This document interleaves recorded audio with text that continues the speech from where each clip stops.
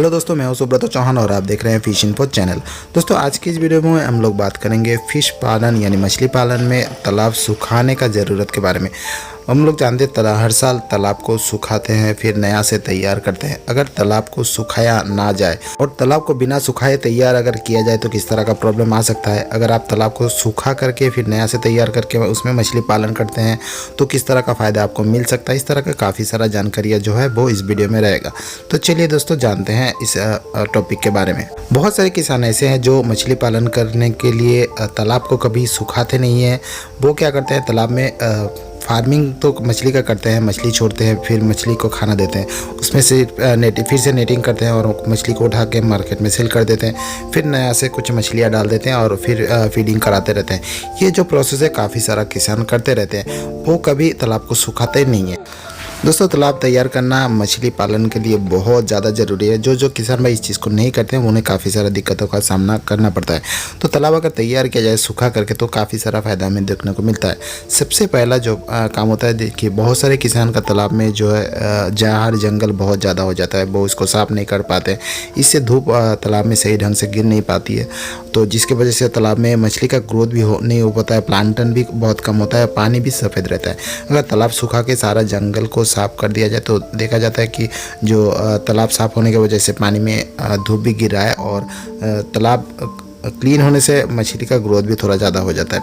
इसके साथ साथ और एक चीज़ होता है, जब आप तालाब को सूखा कर देते हैं, एकदम साफ़ कर देते हैं, तो मिट्टी में जो है धूप लगता है। धूप लगने से बहुत सारे बैक्टीरिया, फंगल, इस तरह का बहुत सारे कीटाणु होता है जो मछली को बीमार बनाता रहता है। अगर आप तालाब को सूखा करके 3-4 दिन के लिए धूप में छोड़ देते हैं तो वो उतना सारा जो बैक्टीरिया, फंगल जो भी है वो मर जाता है और तालाब जो है बिल्कुल क्लीन हो जाता है। इसके अलावा भी और कुछ चीज़ें होती है, जैसे कि हम लोग जानते हैं तालाब में बहुत सारे ऐसी मछलियाँ होती है जो दूसरे मछली को पकड़ के खाती है और उस दौरान हमें नुकसान होता है, क्योंकि हम हिसाब करके तालाब में मछलियाँ छोड़ते हैं। तो उस दौरान अगर मछलियाँ कमता जाए तो हमारा नुकसान हो जाता है और हिसाब में भी गड़बड़ी हो जाती है। तो उस तरह का मछली को क्लीन करने के लिए भी तालाब को सूखा करके तैयार करना चाहिए। तो और एक चीज़ जो होता है वो है चूना या खाद का इस्तेमाल। हम लोग बहुत टाइम चूने का इस्तेमाल करते हैं पानी में, लेकिन अगर देखा जाए चूना का इस्तेमाल अगर मिट्टी में किया जाए तो मिट्टी का जो स्ट्रेंथ है वो काफ़ी हद तक बढ़ जाता है। और इसी के साथ साथ धूप लगने की वजह से तालाब का मिट्टी में जो जहरीला गैसेस बनता है वो भी निकल जाता है और बहुत सारे बैक्टीरिया या बहुत सारे बीमारी भी तालाब का मिट्टी में से ख़त्म हो जाती है, जिससे आगे जाके हमारा मछलियाँ काफ़ी हद तक सेफ रहती है। मछलियाँ बहुत ही कम मात्रा में बीमार होती है। और कई बार बहुत सारी चीज़ ऐसा भी इस्तेमाल करना होता है जिससे हमें मिट्टी में देना चाहिए था, लेकिन हम दे नहीं पाते हैं। अगर तालाब सूखा करते हैं तो उस तरह चीज़ को हम मिट्टी में दे सकते हैं। यानी आप चाहे तो कुछ खाद का इस्तेमाल करते हैं या खली का इस्तेमाल करते हैं या आप ब्लीचिंग पाउडर जैसे चीज़ का इस्तेमाल करते हैं, तो उसको मिट्टी में ही यूज़ करना चाहिए। तो सूखा करके इस तरह का चीज़ का इस्तेमाल सूखा मिट्टी में बहुत आसानी से आप कर सकते हैं। अभी सवाल आता है, तालाब को सूखा ना करके अगर तालाब को बार बार इस्तेमाल करें, बहुत सारा चीज़ का इस्तेमाल करें, नमक का इस्तेमाल करें या चूने का इस्तेमाल करें, जियोलाइट का इस्तेमाल करके हम अगर तालाब को तैयार करें तो क्या दिक्कत है? तो गैस दिक्कत तो कोई नहीं है, लेकिन सबसे बड़ा जो प्रॉब्लम आएगा आपको वो पानी में आएगा। देखिए बहुत सारा बैक्टीरिया ऐसा है जो ऐसा चीज़ है वो छुपा रहता है। जैसे कि मान लीजिए गर्मी का टाइम में कुछ बैक्टीरिया जो है वो पनप नहीं पाता है, तो वो तालाब में रह ही जाता है।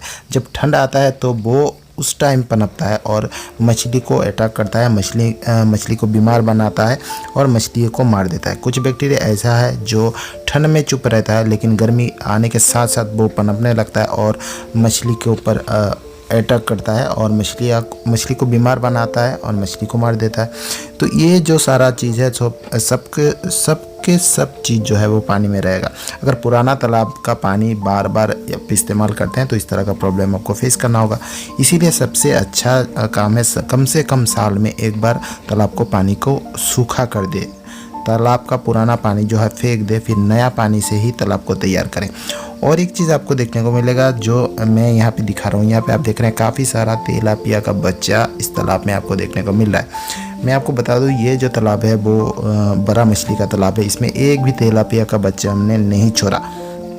लेकिन अगर इस तरह का बच्चा हो जाता है और हम जानते हैं तिलापिया जैसा बहुत सारा मछलियाँ है जो खुद ब खुद पता नहीं कैसे कैसे तालाब में आ जाती है, फिर तालाब का जो बैलेंस है उसको बिगाड़ देती है। अगर बहुत ज़्यादा मात्रा में तिलापिया का बच्चा हो जाए या दूसरा मछली का बच्चा हो जाए तो सबसे पहला जो दिक्कत आएगा आपका फीडिंग में आएगा, आपका मछली का ग्रोथ में आएगा।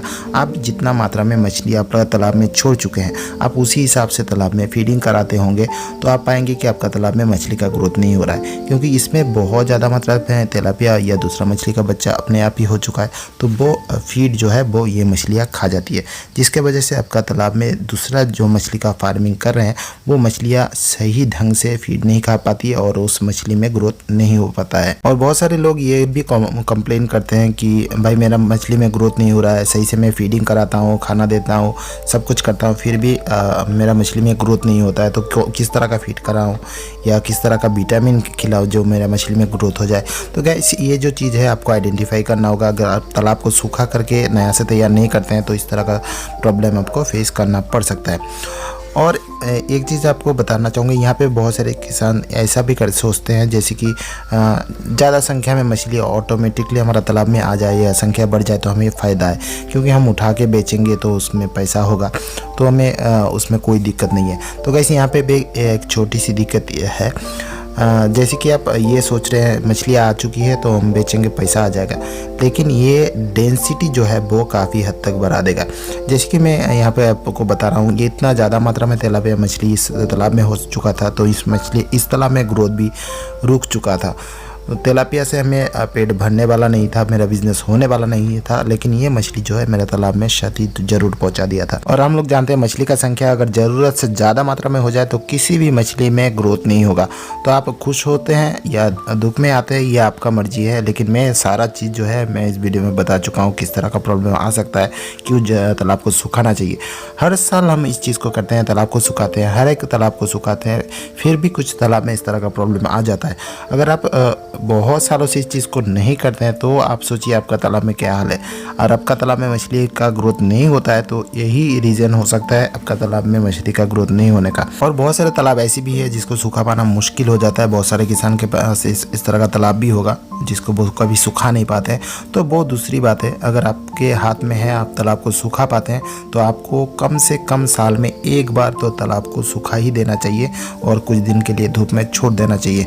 तो गाइस इस वीडियो में मैंने कोशिश किया सब कुछ बताने के लिए, तालाब सुखाने के कौन कौन से फ़ायदे हैं और कौन कौन से नुकसान आपको झेलना पड़ सकता है। तो ये मेरा जानकारी जो है वो अगर आपको अच्छा लगा है तो लाइक करना, चैनल पर पहली बार आए तो चैनल को जरूर सब्सक्राइब कर लेना, वीडियो अच्छा लगा है तो ज़्यादा से ज़्यादा शेयर कर देना। तो दोस्तों आज की वीडियो इतना ही, मिलते हैं नेक्स्ट वीडियो में नया टॉपिक के साथ। तब तक के लिए मैं सुब्रत चौहान आपसे विदा लेता हूँ।